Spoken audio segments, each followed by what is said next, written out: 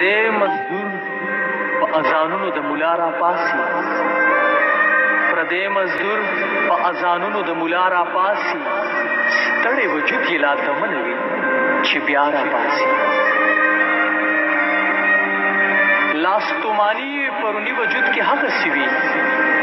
لاستومانی پرونی وجود کې هغسې وي خو د غریب سړي د ژوند قصه هم دغسې وي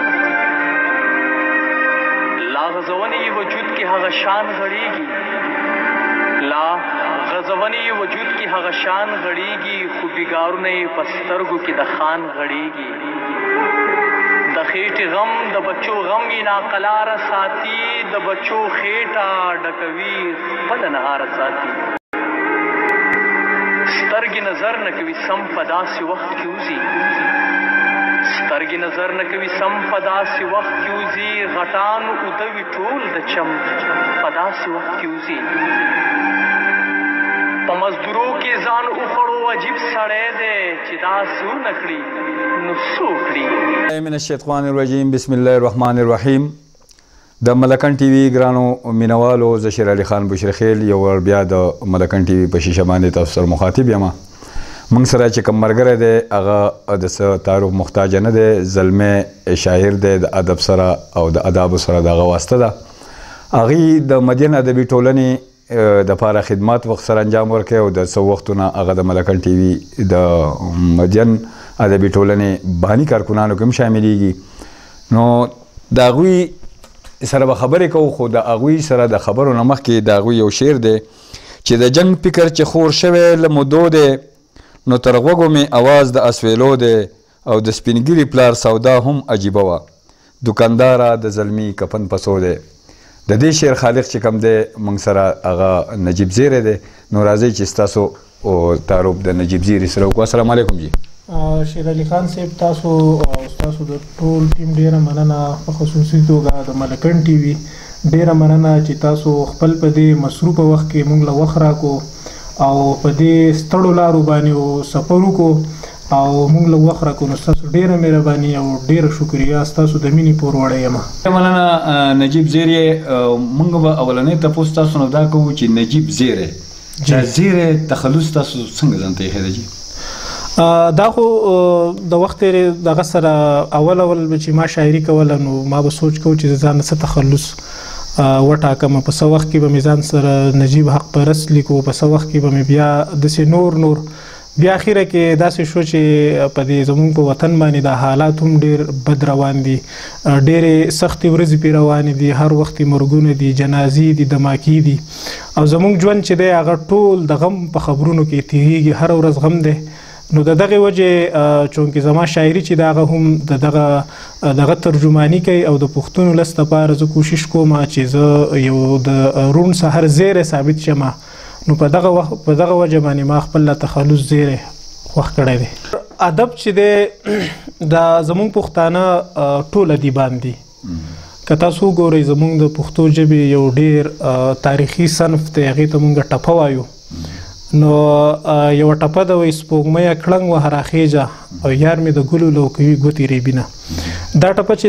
دا زموږ ډېره تاریخي ټپه ده چونکې د هغه د بودیسټو نه هم مخکې دا ټپه تخلیق شوې ده په پښتو ژبه کې نو او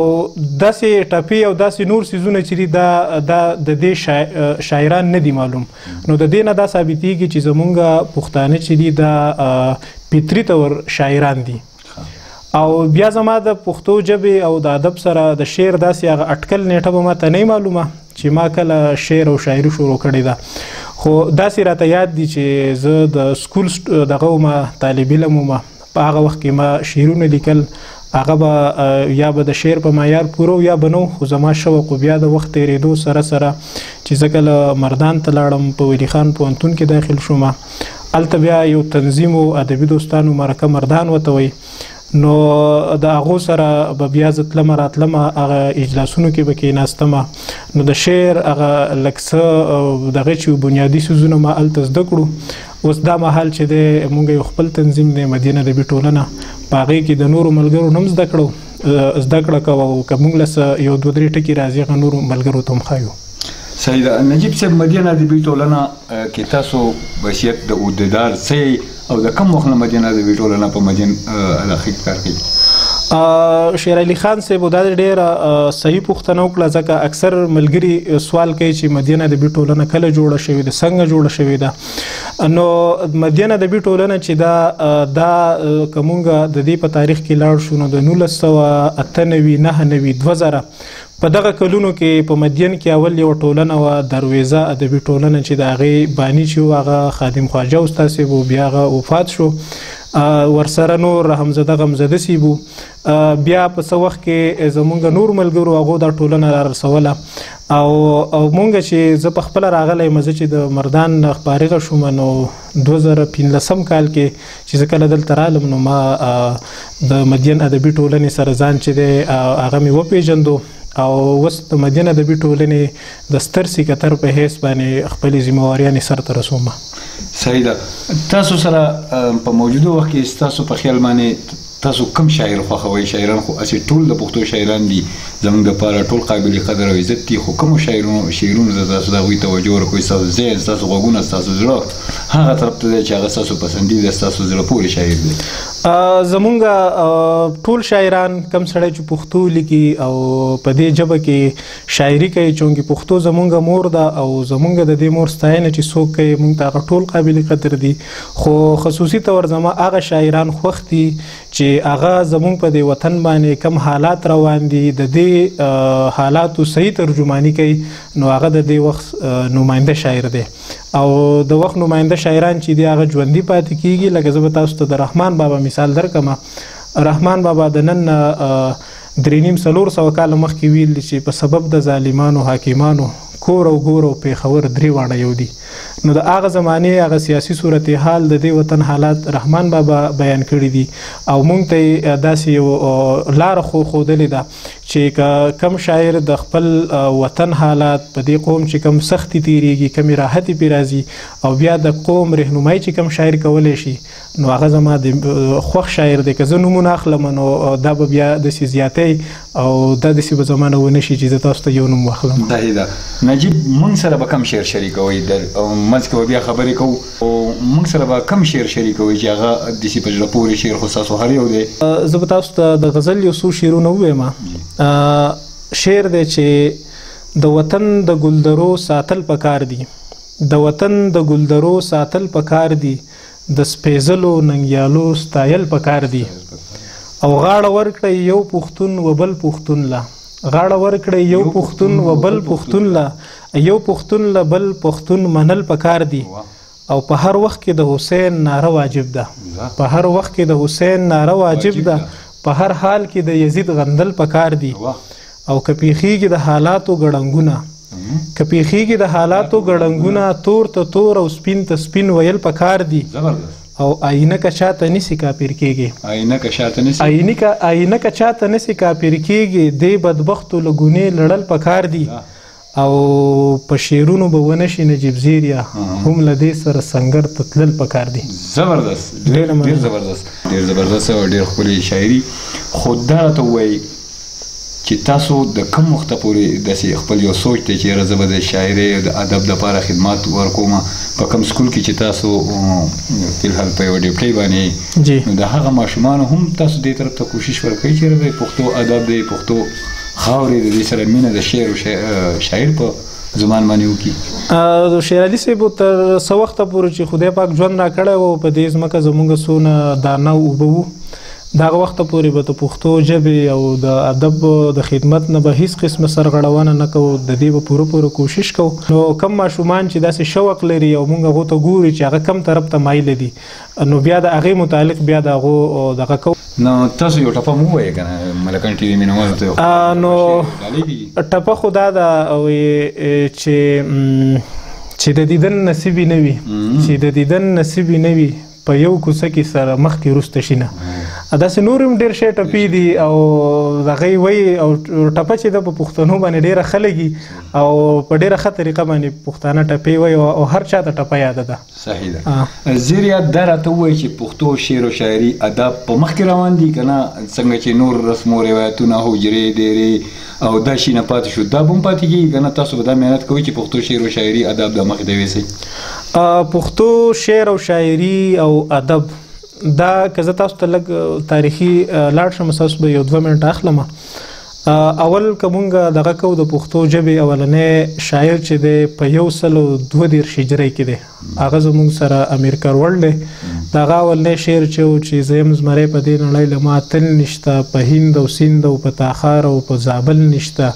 بل په کابل نشته لما اتل نشته. دغه زموږ سره د پښتو ژبې هغه معلوم شعر چې دی اولنې شعر دا دی. بیا د وخت تیریدو سره سره زموږ ادب چې کله د روحانیانو او د اخوند درویزه د لاسو تراغه نو په هغې کې چې کوم مذهبي افکارو د تصوف سره تړلې خبرې هغه په هغې کې مخې ته رالې د هغه لارې لکه که زه تاسو ته ووایم نو د بایزید روخان چې کوم شاګردانو په هغې کې د هغه نوسي بایزید انصاري او ارزاني خویشکي د خلکو مذهبي لکه د تصوف سره تړلې شعرونه چې دی هغه ووې هم دغه شانتې اخوند درویزه بابا په خپله هم د پښتو اولنې لکه یو ښه شاعر دی او هم نثرني مونږ ورته دغه وایو خو لکه دا 2 خلک دي یو بایزید روخان دی دغه کتاب چې دی هغه خیر البیان دی زموږ سره په لایبرري کې دلته پروت دی. بیا بل دغه چې دی اخوند درویزه بابا دی دغه کتاب مخزن الاسلام دی. نو د دې نه د پښتو ژبې هغه ترقي چې دغه شروع شوه. بیا دوی ډېر شي شاعران پیدا کړو ډېر شي لیکوالان پیدا کړو لکه په دې کې مشهور خلک چې راځي ارزاني خویشکي دی دا د پښتو ژبې اولنې صاحب دیوان شاعر دی. بیا خبره به اوږدېږي خو شاعري چې بیا دغه ته راله د خوشحال بابا وخت ته راله نو هغه پکې فلسفه او سیاست او داسې نور څیزونه چې د هغې پکې شامل کړو. بیا چې د نوي دور ته کومه شاعري راله لکه مونږ په نوي دور په شاعرانو کې امیر حمزه خان شینواري دی غني خان دی نو هغو پکې نوي نوي تجربات وکړو. اوس چې دی اوس زمونږ د دې دور سره چې د شاعري چې دغه هم دغه شانتې روانه ده او یو څیز دا دی چې نن سبا زموږ په شاعرۍ کې چې کوم اثر دی هغه چې کوم دغه د بغاوتي شاعري چې ده یا زموږ سره د غندنې شاعري ده یا د حالاتو د سمولو شاعري ده نو دا مخ په وړاندې روانه ده او دا د خلکو رهنمایي کوي. ډېره زبردسته ډېره ښه خبره ده چې مخ په وړاندې روانې ده د خلکو رهنمایي کوي. نجیب ستاسو بل یو ښکلی شعر چې کوم ستاسو په ذهن کې راځي او هغه تاسو مینوالو ته ملکن ټي وي مینوالو ته ډالۍ کوي د په زرګونو خلک تاسو ګوري په ملک کې د وطن کې د وطن نه بهر ټول مینوال تاسو ګوري تاسو اوري. مننه دی چې ناروا په ملک کې څه نشته سرکاره ناروا په ملک کې څه نشته سرکاره بس د خلکو کې مازغه نشته سرکاره او نور د مینې په دولت باندې شتمنیم نور د مینې په دولت باندې شتمنیم خو په جیب کې مې انه نشته سرکاره او د غنی د میخانې ورک شوی ریندیم د غنی د میخانې ورک شوی ریندیم زما لاس کې صرف پیاله نشته سرکاره او عجیبه مرګونه کیږي پښتونخوا کې عجیبه مرګونه کیږي پښتونخوا کې د چا سر د چا تنه نشته سرکاره او عجیبه مرګونه کیږي پښتونخوا کې د چا سر د چا تنه نشته سرکاره او پښتنې په جړه ستړي ستړي ستړي پښتنې په جړه ستړي ستړي ستړي اوس په سترګو یې باڼه نشته سرکاره او دا رښتیا دي زه نجیب زیری دا وایم دا رښتیا دي زه نجیب زیری دا وایم ستا کتاب کې پښتانه نشته سرکاره. ډېر اعلی نجیب بھائی ډېر اعلی ډېر زبردست. نجیب بھائی د حدیثاتي شاعر او فطرتي د شاعرۍ کې څه پرخیده څنګه جوړېدی شي؟ نو شیر علي صاحب شاعري چې دا خو تقریبا یو دغه غواړي 2 څیزونه غواړي یو مشاهده غواړي یو مطالعه غواړي چې د کم سړي مشاهده ډېری د کم سړي مطالعه ډېری او یو څیز بل دی چې هغه فطرتي دی چې دغه د خپل مطالعه او مشاهده چې دا په ښه لفظونو کې او یا په لطیف انداز کې بیانولی شي نو دا به زموږ سره یو ښه شي. ساحده زیری دا راته ووایي چې ټپه ده غزل بیا شعر و شاعري ده دې سره نور څه کې دي هغه بګاتی او پتنیشه داسې نو په دغه کې ستاسو څه اکسپیرینس شته او د دې نه بله خبره زما دا د ذهن لراله چې کله تاسو شعر وایئ یا شعر سبا ستاسو مشاعره ده واغې نو تاسو نن د هغې سټډي کوئ که نه دا ستاسو په دې سیده کې جوړ شوی پروت وي؟ دا خو داسې نه ده شعر چې دی دغه غونډه کې خبره ده چې دا چې شاعر چې کله ذهن ته یو شعر یا څه واقعیت د مخې لراشي نو یا ذهن کې څه سوچي نو د دنه یو طرف ته یو سیس جوړ کی او د دې لپاره وخت چې دی هغه نه دی ضروري دا مطلب لکه د ورځې هم خلک لیکلی شي که څوک مطلب د شپې د ناوخته پورې ناست هغه هم لیکلی شي خو داسې نشي کیدی چې اوس یوه قصه چې د په زور باندې شاعري چې دی دا نشي کیدی چې یو سړی په ځان زور راولي چې یاره زه سبا د مشاعرې لازم یا دې پروګرام لازم موضوع ولا شعرونه جوړ کړم نو زه یم دا به ناممکنه خبرې ټیک ده. نجیب تاسو چېرته زمزمه کړې ده شعر و شاعرۍ کې چې خپل یو غزل موږ سره زمزمه کوي د ملکن ټي وي مینهوالو ته؟ زمزمه کې به درته پاتې راشم ځکه چې مرۍ خوب هم خرابه ده او ما چې د زمزمه کړې هم نه ده. صحیح ده. نجیب دا راته ووایي تاسو دونه شاعرۍ مشاعرو کې تاسو پروګرامونه کړي تاسو پکې نمبر راغلی تاسو چېرته ایوارډ یا شیلډ اخیستی دی؟ داسې ایوارډونه چې دي دا خو ډېر شی م اخیستی دي شیلډونه را سره هم ډېر شی د خلکو مینه ده مونږ لی راکوي په هغې کې یو ایوارډ شي هغه مونږ د خیبر پښتونخوا چې کوم کلچر ډپارټمنټ دی د هغو پروګرام ریچ په نامه د هغوی یو پروګرام نو هغو سره به مونږ کار کوو نو هغو بیا د ښه شاعرۍ په وجه چې کوم دی ماله یو ایوارډ راکړی دی. د دې نه علاوه نور داسې توصیفي اسناد چې دي شیلډونه دي هغه موږ له ډېر شی ادارو او ټولنو چې دی هغو راکړي دي ایوارډونه اخیستي تاسو. نجیب دا وخت ستاسو په ذهن کې داسې یو شعر د خفګان هر طرف ته پریشانیانې دي خفګانونه دي ټینشنې دي داسې مسلې دي خو داسې د خوشحالۍ یو شعر به هم تاسو سره چې هغه تاسو زموږ مینهوالو ته ووایئ او هغه یو خاص په هغې باندې هم د هغوی زړونو ته تسلي ورکړي په دوکه ځان ته تسلي ورکړي ستاسو د شعر په برکت باندې. سمه ده و جانان جانان ښه دی جانان جانان ښه دی هم یې هجران ښه دی وجود خیر هر څنګه وجود خیر هر څنګه فکر د ځوان ښه دی داسې خوږی چې څنګه چې رومان ښه دی ما ته ستا لار ښایي ما ته ستا لار ښایي بوی د ریحان ښه دی او نور زه انسان ښیم نور زه انسان ښیم زړه مې افغان ښه دی تا ویل باران ښه دی ما ویل باران ښه دی او نری شمال ښه دی نن توپان ښه دی مخزن مې ډېر خوښ دی خیر البیان ښه دی او لوی باچا خان ښه دی هم صمد خان ښه دی او کړم غنی غنی عمر مغان ښه دی چا ویل غازی ښه دی مونږ له پوهان ښه دی او زیریا کتاب وایه سر دی ودان ښه دی زیریا کتاب وایه سر دی ودان ښه دی. ډېر زبردست. زیریا څنګه چې شاعران لګیا دي شاعري کوي څه تاسو څه یې چې یاره د پښتون قوم چې کوم دی جی دوی په خپل هغه منزل اسان کې دا شاعر چې کوم دی دا وایي د پښتون قوم ترجماني کوي په ذریعه د شعر او شاعرۍ نو څه داسې تاسو داسې څه نه چې د هغوی څه نو که مونږ پښتانه چې دي دوی د خپل وطن د مسلې او ستونزې دا په ډېره ښه طریقه باندې بیان کړي نو زه هیله لرم چې پښتانه به یو ډېر ښه ژوند او یو ډېر ښه حالاتو ته به لاړ شي. نجیب زیری تاسو پښتون ته په خپل یو شعر کې پښتون ته څه پیغام ورکړی دی چې تاسو هغه شعر یاد دی؟ زما شعر خو ټوله د پښتون ترجماني ده ډالۍ کې مې پښتنو ته خو زما ډېر شی پیغامونه دي زما ټوله شاعري چې ده چونکې زمونږ مرکز چې دی زما د شعرونو مرکز هغه پښتانه دي دا د چې وایي دا زړونه وینځل غواړي دا ذهنونه وینځل غواړي دا زړونه وینځل غواړي دا ذهنونه وینځل غواړي او په کرکو او جنګونو جوړ سوچونه وینځل غواړي او نړۍ مو تر هګرو یرغلګرو د لړلې نړۍ مو تر هګرو یرغلګرو د لړلې د امن په اوبو یې دښتې غرونه وینځل غواړي. او شعر دی پکې چې دا ستا اتل اتل او زما اتل غدار دی دا ستا اتل اتل او زما اتل غدار دی په ګوتو باندې جوړ ټول تاریخونه وینځل غواړي. او شعر دی پکې چې دا ښکلي لمودونه د دهشت لوګو تور کړي دا ښکلي لمودونه د دهشت لوګو تور کړي رهبره د پښتنو لس غوږونه رهبره د پښتنو لس مخونه وینځل غواړي او زمونږ د آبادۍ او سوکالۍ زیری دی شوی زمونږ د آبادۍ او سوکالۍ زیری دی شوی د بعضې خلکو له غوږونه وینځل غواړي. ډېر زبردست ډېره مننه. ډېر زبردست. نجیب څنګه چې تاسو نوجوان یې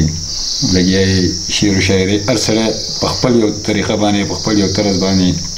د خپل قام هغه خدمت کوي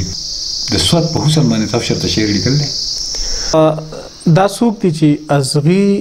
راته کوي په دې ګلشن کې دا څوک دی چې ازغي راته کوي په دې ګلشن کې دا څوک دی چې چړې مخخوي رسا پتن کې الله زما د ولس پوهه بس لدین اندازه کړی زما د ولس پوهه بس لدین اندازه کړی سندرې د افیې دي د ملالې په وطن کې او زه ګورم ګلونه په ګلدان کې خو بس موړ شم زه ګورم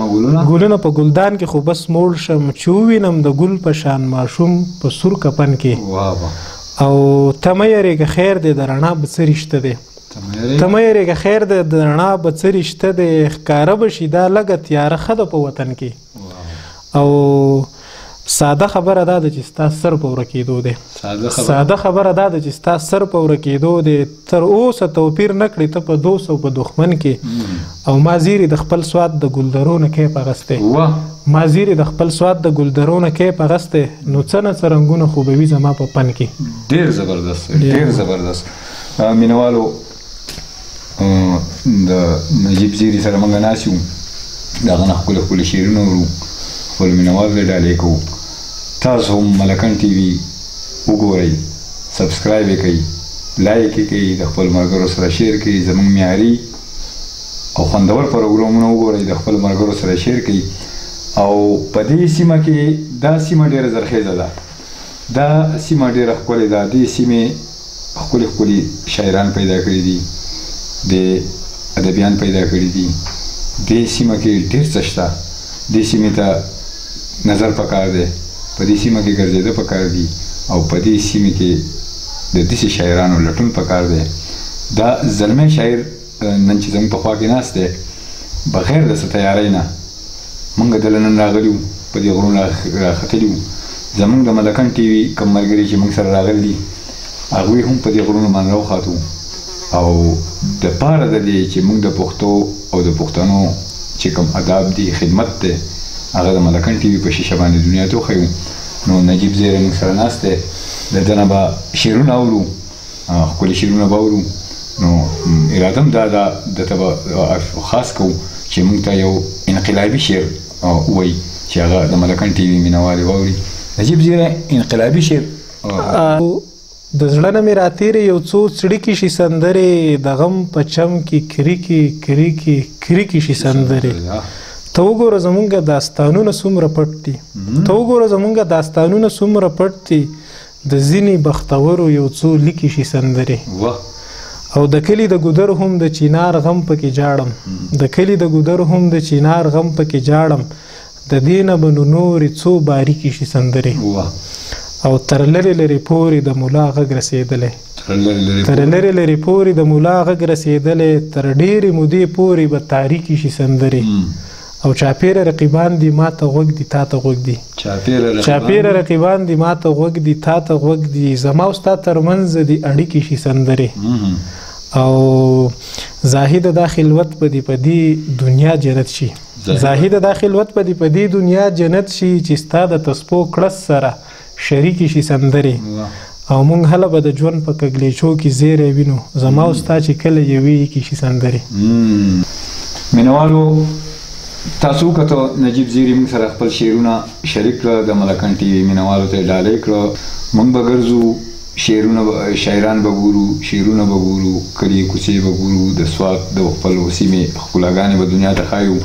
د ملکن ټي وي په شیشه باندې به دا هر څه موږ خپلو مینوالو ته ښایو د نجیب زیری نه اجازه اخلو شیر علي خان صاحب اول ټول نه ستاسو ډیره زیاته شکریا چې تاسو د پښتو ژبې او د ادب دپاره دومره هلې ځلې کوئ او خپل وخت چې دی هغه دې دغه ته ورکړلی نو ستاسو ډیره شکریا بیا ستاسو چې کوم ګران ملګری معطر علي صاحب دی د هغه هم ډیره مننه او په خصوصي توګه ستاسو چې دا کوم چینل دی د ملکن ټي وي ډیره شکریا ادا کوو دا به د تاریخ پاڼې جوړیږي ځکه دا تاسو د دنیا تاریخ چې دی هغه راغونډوئ یو وخت به داسې چې ستاسو دا هلې ځلې چې دی دا به په ښو ټکو کې ستایلی کېږي نو مونږ تاسو لپاره دعا کوو چې خدای پاک تاسو له نور هم همت درکړي تاسو مونږ له عزت راکو الله پاک دې تاسو له عزت راکړي عزتمن شي ډیره مننه ډیره مهرباني نجیب زیریا د ملکن ټي وي ګرانو مینوالو زه شیر علي خان بشرخیل سره د خپل کیمرا ټیم نه اجازه غواړم تر بل پروګرام پورې د لوی الله پامان